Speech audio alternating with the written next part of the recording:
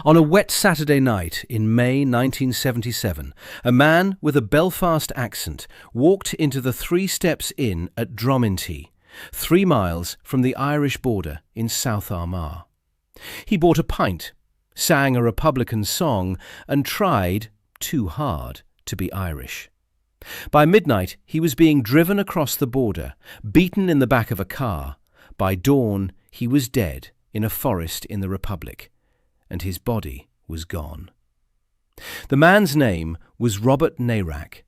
He was a captain in the Grenadier Guards. He held the George Cross.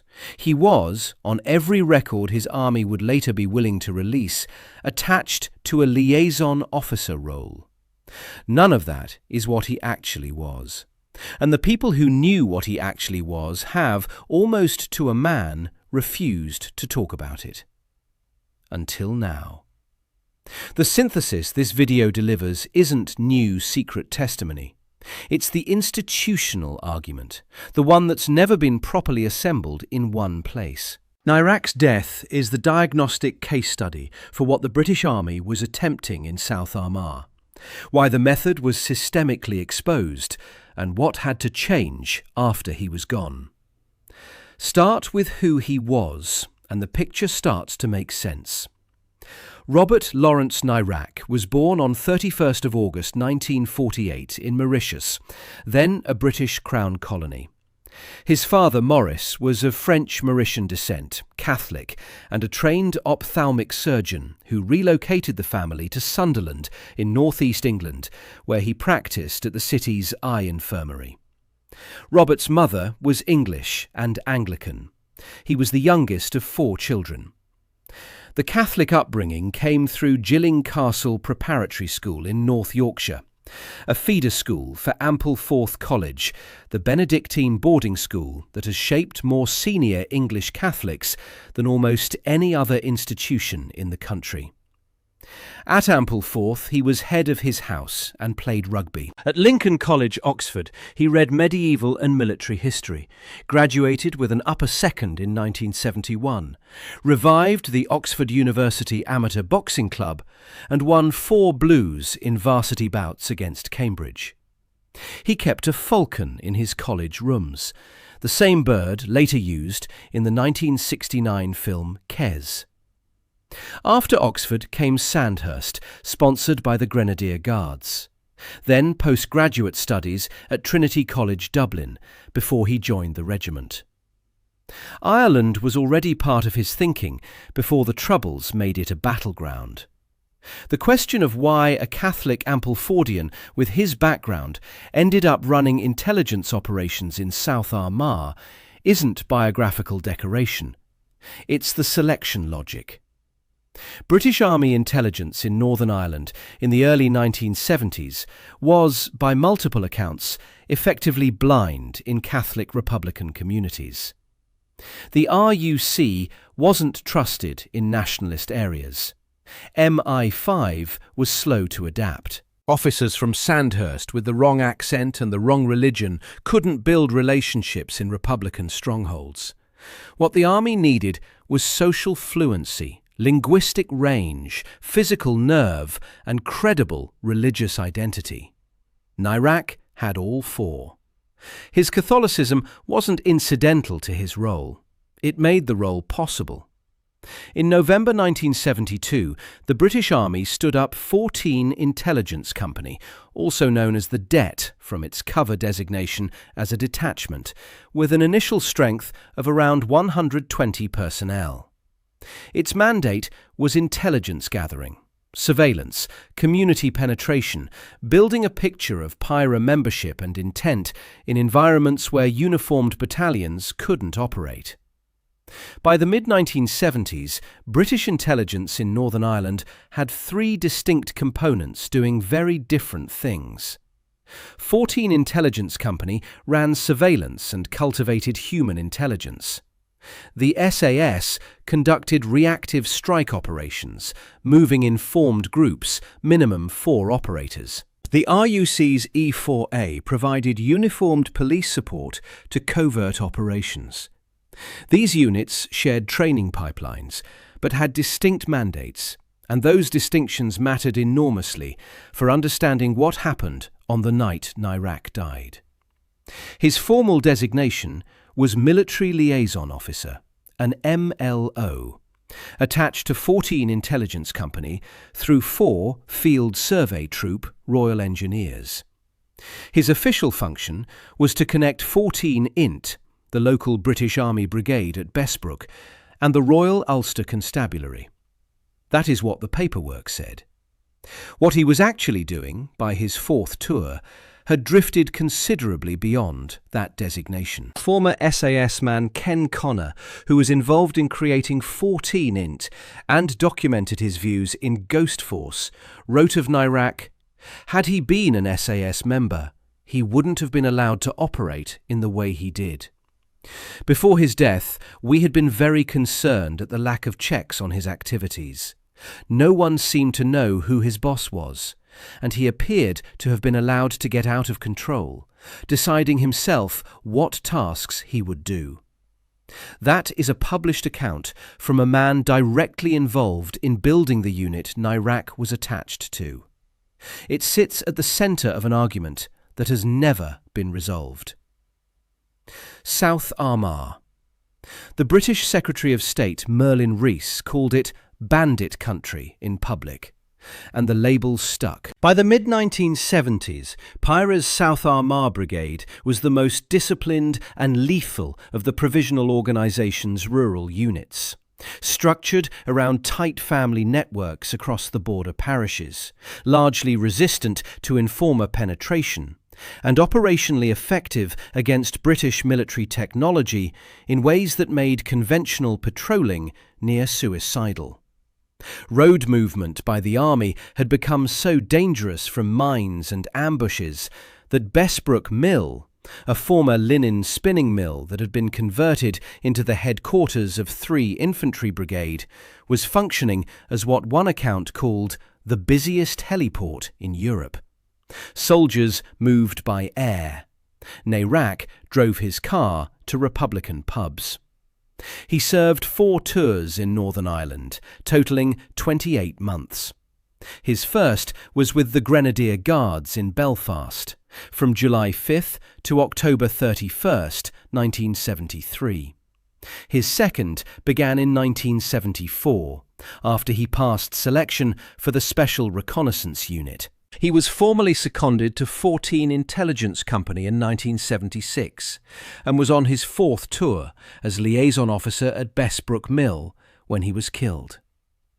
The method he built over those tours was to frequent Republican pubs in South Armagh, alone and in civilian clothes, singing Irish folk songs, buying rounds, and building relationships under a cover identity. He went as Danny McAlane, a motor mechanic from the Ardoyne area of Belfast, affiliated with the official IRA rather than the provisional. The real Danny McAlane had been on the run from the IRA since 1974. Nairac was borrowing a real man's identity, one whose background could, in principle, be checked by anyone who knew the Ardoyne. Nairac wrote up his thinking in an intelligence document titled Talking to People in South Armagh, later published as an appendix in Toby Harnden's Bandit Country. He had theories about PIRA recruitment, about where the pipeline of radicalisation began, about why the British approach was wrong and what should replace it. By the spring of 1977, accounts suggest he was trying to go further, to recruit sources inside the Republican movement. That wasn't part of 14 INT's operational remit. Agent handling belonged to a separate military intelligence unit and to RUC Special Branch. Whether his superiors knew he had crossed that line and how far they were prepared to overlook it is one of the questions that has never been answered on the record. What is on the record? On the evening of 14th of May 1977, he signed out of Bessbrook Mill at 21:25. The ops officer who logged his departure was Captain David Allen Collett, formerly of the Parachute Regiment. Scheduled return 23:30. Nairac drove his red Triumph Toledo south toward the border.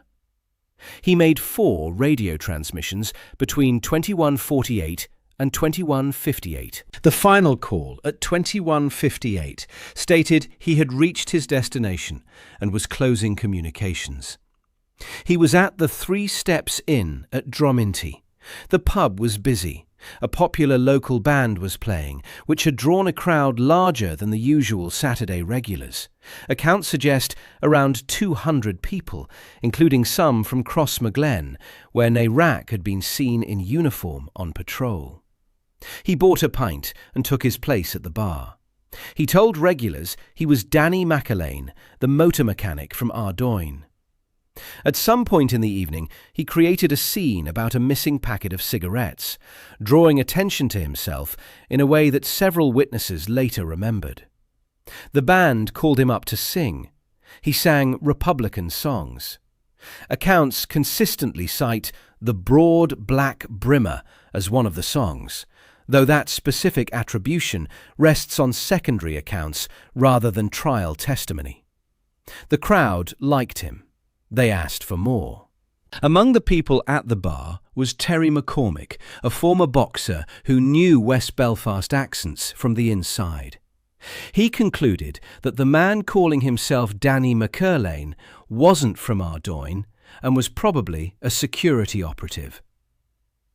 There is a separate strand of accounts suggesting some in the crowd had prior intelligence about a man fitting the description. The exact trigger for what happened next isn't definitively established in the trial record. Flag that. Sometime after 11 p.m, Nairac was walked out of the pub by several men. In the car park, McCormick challenged him.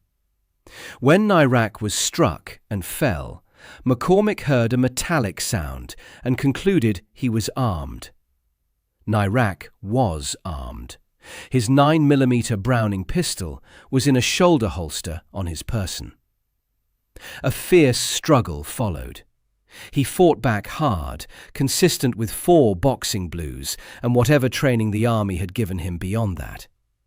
He made a run toward his vehicle. Others closed in from behind. He went down. A party of British soldiers was positioned approximately 100 yards from the pub during his operation. He couldn't reach his concealed radio. He was bundled into a car. Within minutes, he was across the Irish border and beyond the reach of British authority. His scheduled return time at Bessbrook was 23:30. Nobody there yet knew he was missing. In Ravensdale Forest, North County Louth, near Dundalk, a stretch of woodland close to the Flurry River Bridge, the car stopped. The group had grown. An IRA member had joined them at the border. The precise duration of what followed is disputed. Some accounts describe hours of sustained interrogation. One account places the shooting before any prolonged attempt to extract information. The record does not resolve this cleanly, so hold it as open. What is established across multiple accounts: he was punched, kicked, pistol-whipped, and beaten with a wooden post. The George Cross citation, published in the London Gazette on the 13th of February 1979, describes what followed in the state's own language. A succession of exceptionally savage assaults in an attempt to extract information which would have put other lives and future operations at serious risk. These efforts to break Captain Nairac's will failed entirely.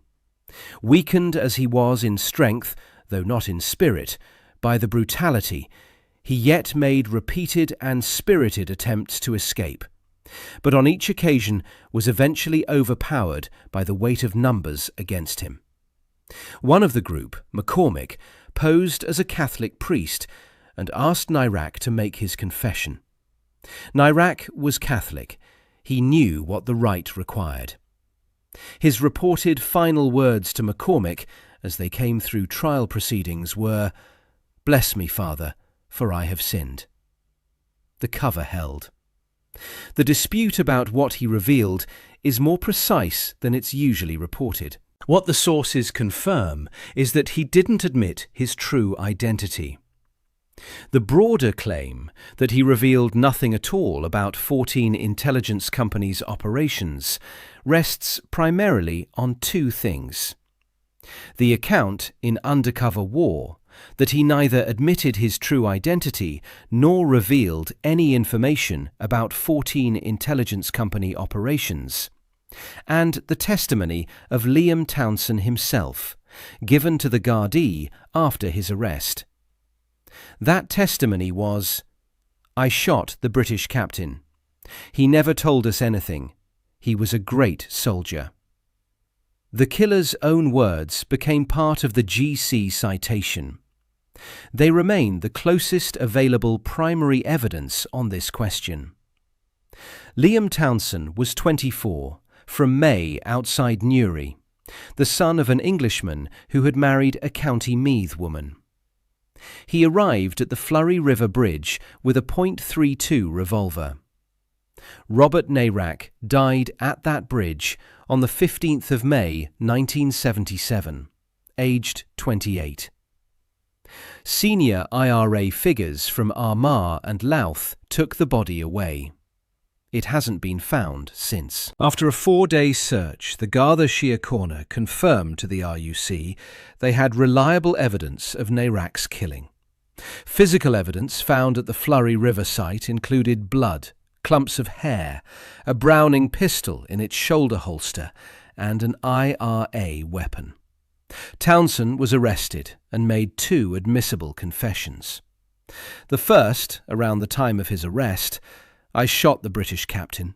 He never told us anything. He was a great soldier." The second, at Dundalk Garda Station, after consulting a solicitor. By accounts, he became hysterical and screamed it to the officer in charge.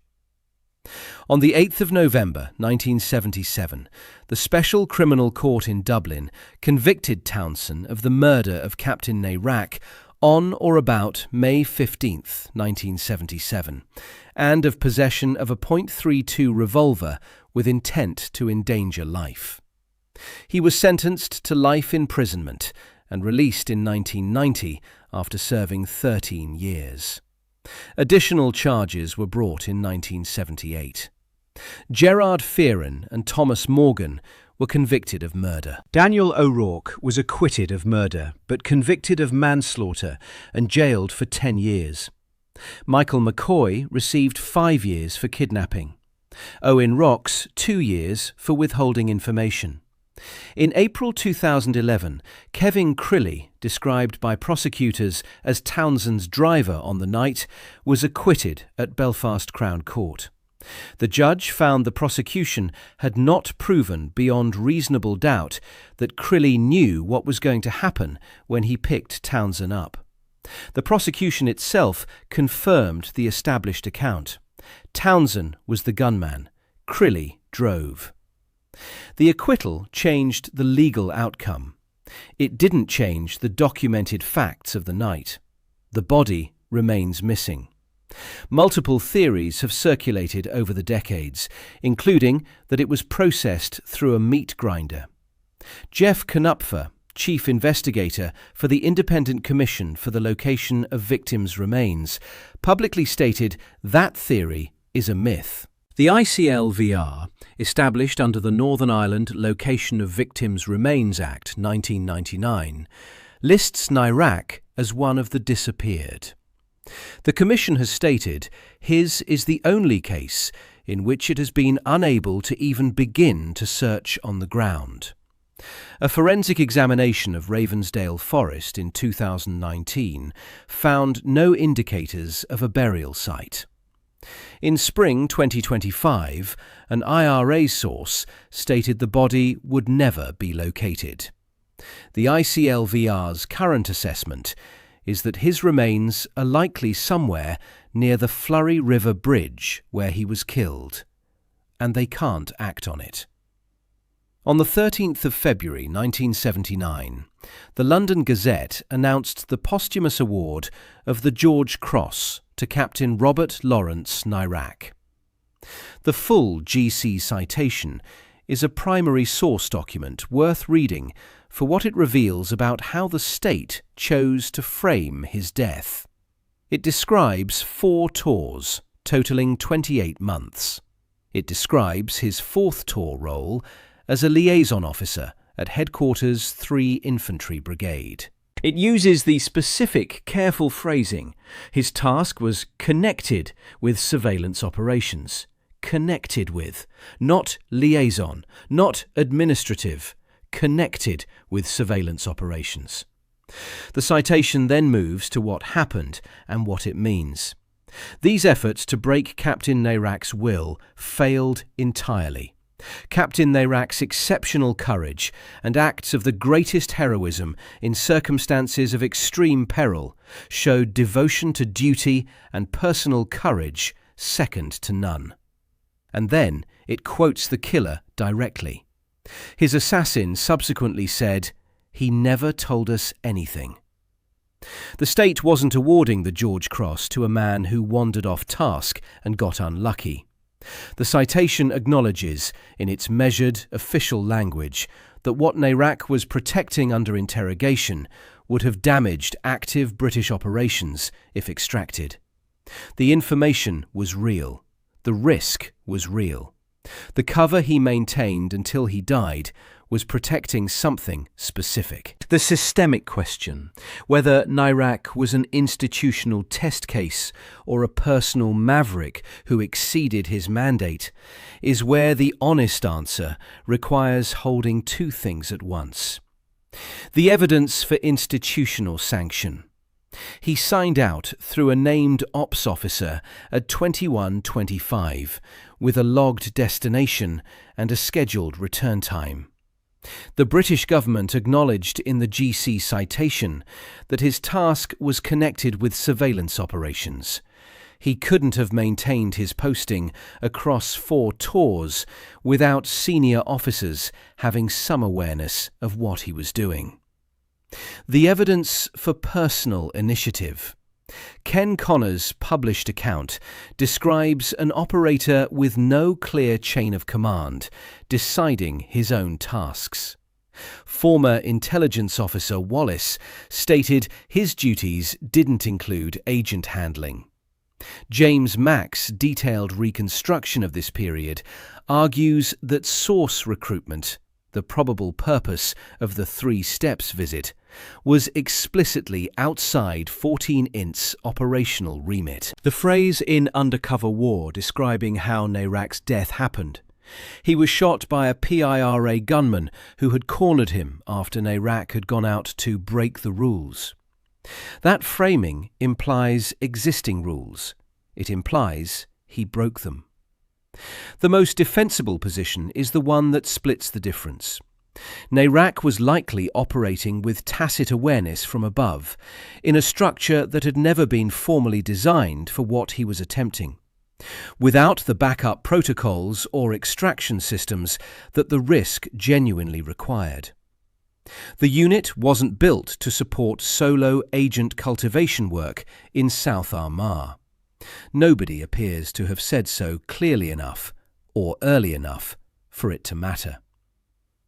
After his death, 14 intelligence companies' successor organisations operated differently. The deniable solo model didn't survive him. Whether that represented a formal protocol review or simply the weight of institutional learning isn't documented in any available primary source. What Mark Urban's Big Boys Rules establishes, covering covert operations from 1976 to 1987, is that Nairac's capture and killing marks a point in the evolution of how British intelligence ran undercover operators in Northern Ireland. The unit that came after was more structured, more accountable, and less likely to let one man disappear into bandit country on a Saturday night with only a radio call-out and a fabricated Belfast accent between him and the worst that could happen. That is what his death brought. Whether you call it a protocol change or institutional memory, it cost him his life to demonstrate the gap. Robert Nairac is buried, if he is buried, somewhere on the Republic side of the border. The army that sent him there is on its third generation of soldiers since the night he disappeared. The unit he served in has been disbanded, reformed, and disbanded again. The men he worked with don't write memoirs. There won't be another like him. And there is no monument. If you want more stories like this, the ones where the institutional argument is the story, subscribe. There are more of them in the archive.